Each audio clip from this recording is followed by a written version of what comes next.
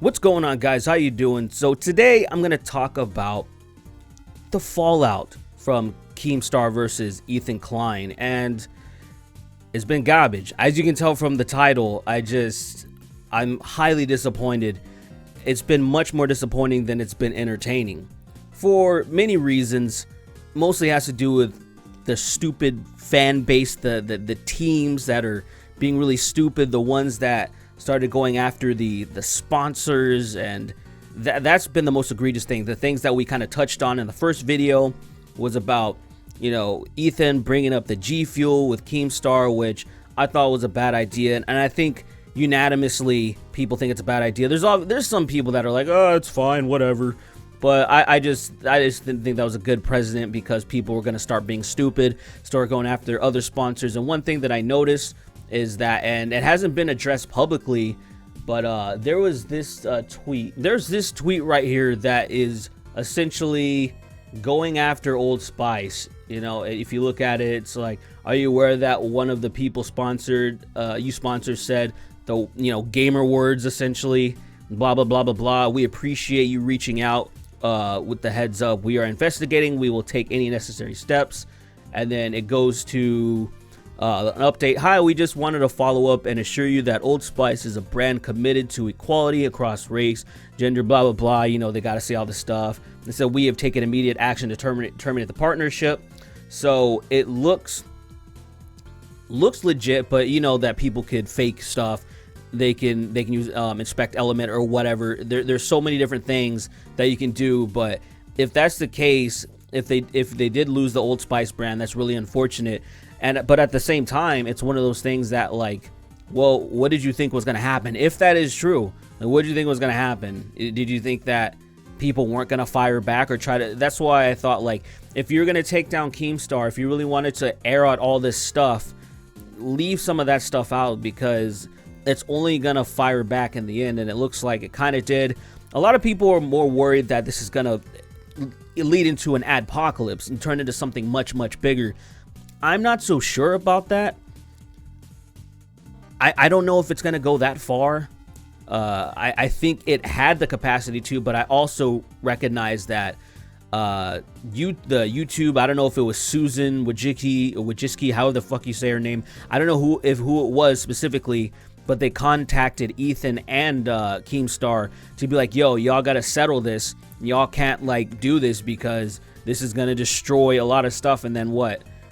Who's left standing? You know, like, it's just really stupid that I got to this point, like, honestly. So since the first video, Ethan made the response to it, the nuclear fallout. And look, interesting, it was received, Ethan's videos have been received extremely well. And the one thing that kind of surprised me about that, because I didn't think normies were gonna get involved. I really didn't think that was what was gonna happen, because usually they kind of stay out of this deeper type of beef in the commentary community.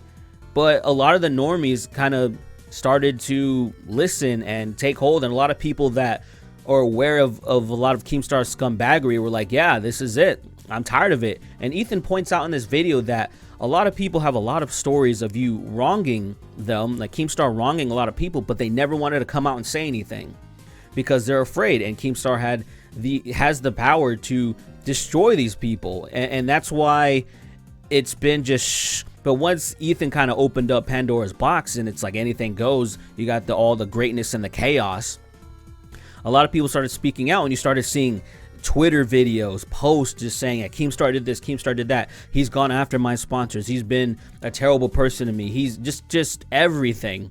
Even Alinity came out and took some shots, which isn't the best look because, you know, she kind of sucks.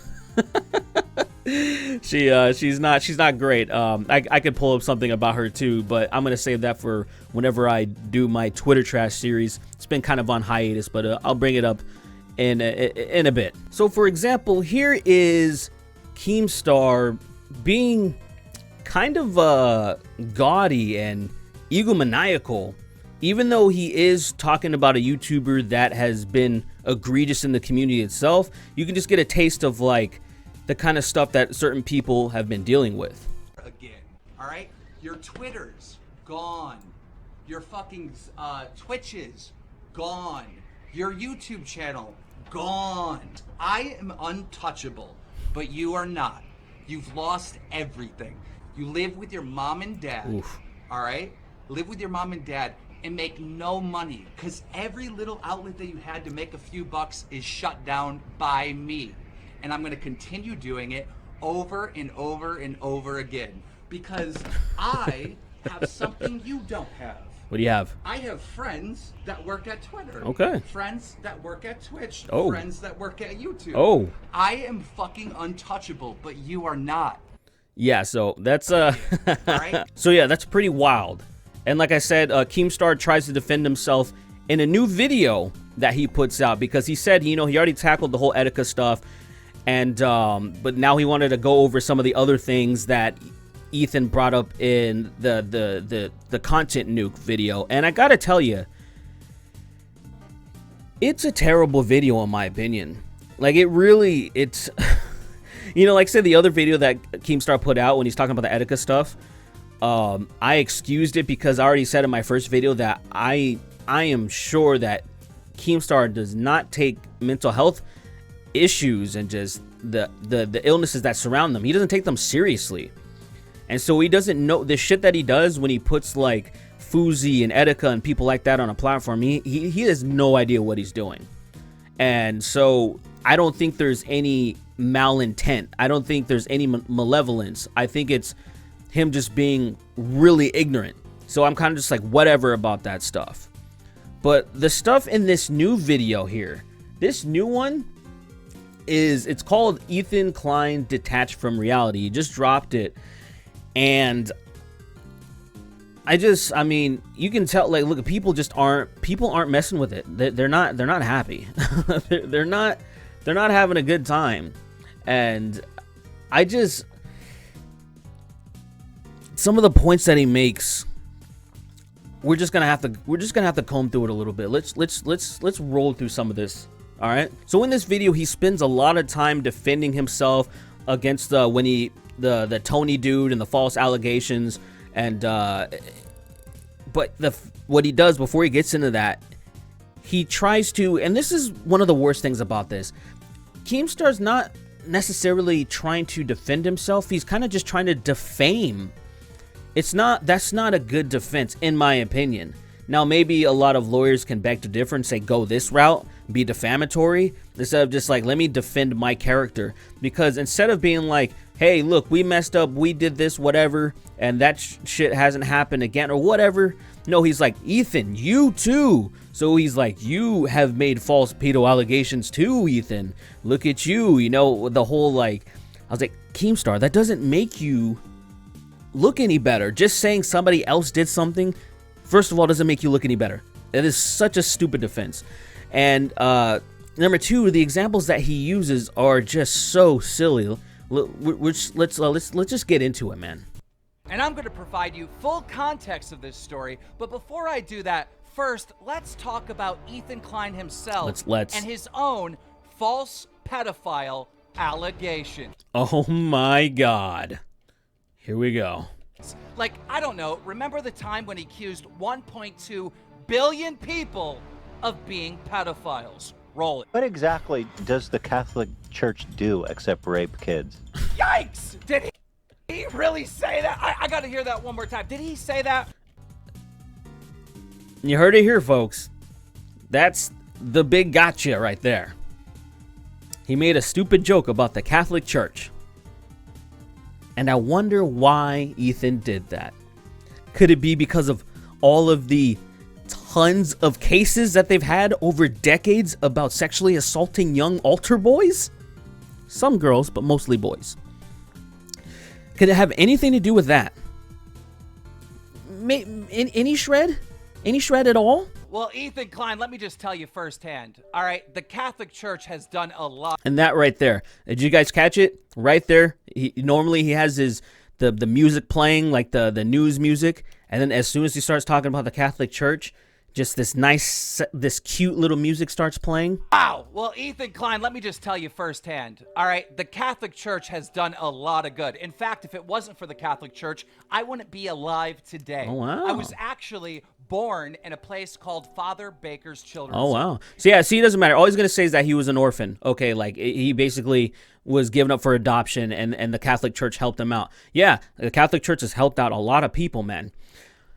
Why are you taking this route? Ethan's clearly making a joke. You know that. You're not offended at all, even slightly. You know he's fucking around.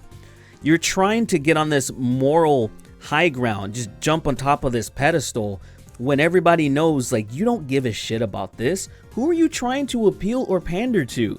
This is the worst take ever, man, especially because you know, you being a news guy, since you're a news guy, you must know how much crazy and egregious stuff has gone on with the Catholic Church, so you would know why people make jokes about this constantly, why, as far as religion goes, Catholicism has become the punching bag because of how much scumbaggery is. Look, I did this just real quick. I just pulled up a couple of things, so you can see a lot of the abuse cases that they have. There's a lot. There is a lot that you can go. Like, just looking from here, from 2001 to 2010, the Holy See examined sex abuse cases involving about 3,000 priests.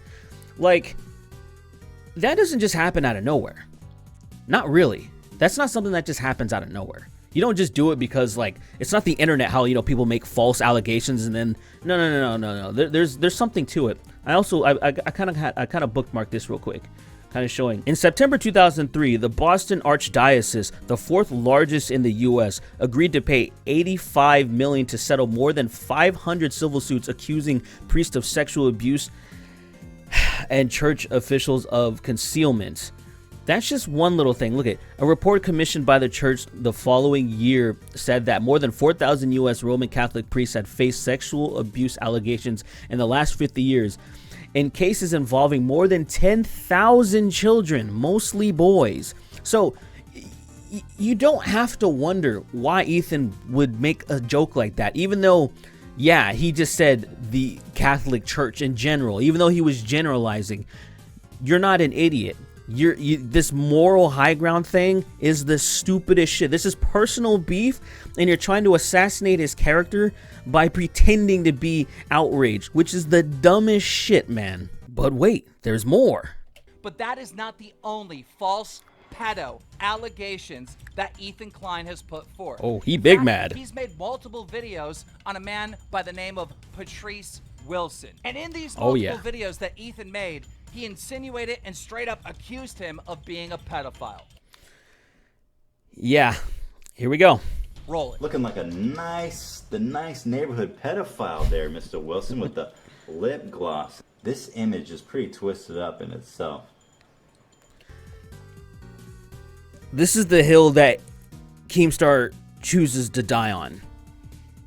Using this dude looks fucking creepy. We all know this. Why do you think Ethan would make a joke like that? He didn't just pull it out of his ass. This dude works with little kids like Rebecca Black. I'm pretty sure he was the Friday one, if I remember correctly. And then he makes videos for young girls because they want to try to be famous too. And then he's all fucking weird. He's weird, man. Like, you can't deny that fact. This is not like these allegations. This didn't come out of nowhere. And it's not like Ethan is being like, oh, we need to throw this guy in prison, everybody. We need to, like, this is exposed. No, he's saying he's putting off creepy vibes. That's pretty much all that's happening right there. And you're grasping at straws to just reach into anything, and it's so fucking dumb. Now, throughout the video, Keemstar is just trying to defend himself through all the other stuff, and to me, it kind of is just like, whatever. He's trying to make excuses of why he did certain things, and the one thing that I can only give him is when that swatter got that dude killed. You know, he went on drama alert, which is somewhat alarming at first, right? You think like, whoa, that's weird.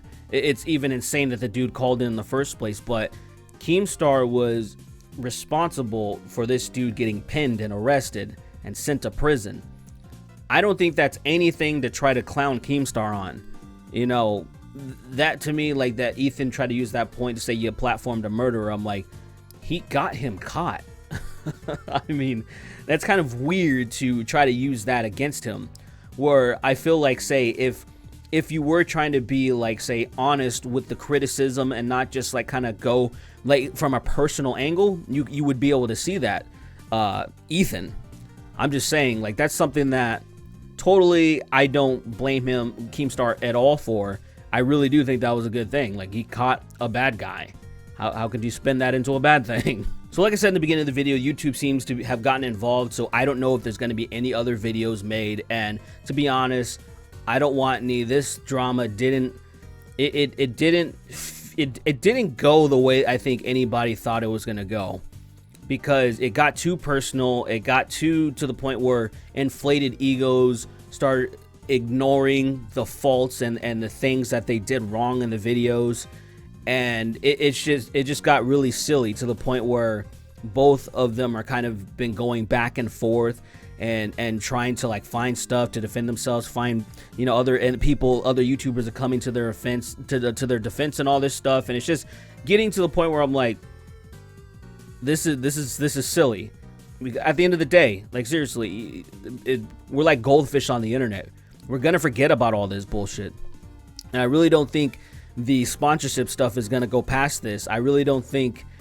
I just personally don't think. I don't see that. I saw the dangerous president, but I just have a feeling it doesn't seem like this is gonna be something that's really gonna move forward. I feel like, say, especially a lot of brands will probably protect themselves. They'll maybe do a little bit better research and see who they're getting involved with, so then they don't have to deal with this at all. And most importantly, I think I've said this before in my other video, that I don't think anything's going to change. I think the people that fuck with Keemstar are going to continue to do so. The people that ride with Ethan are going to continue to do so.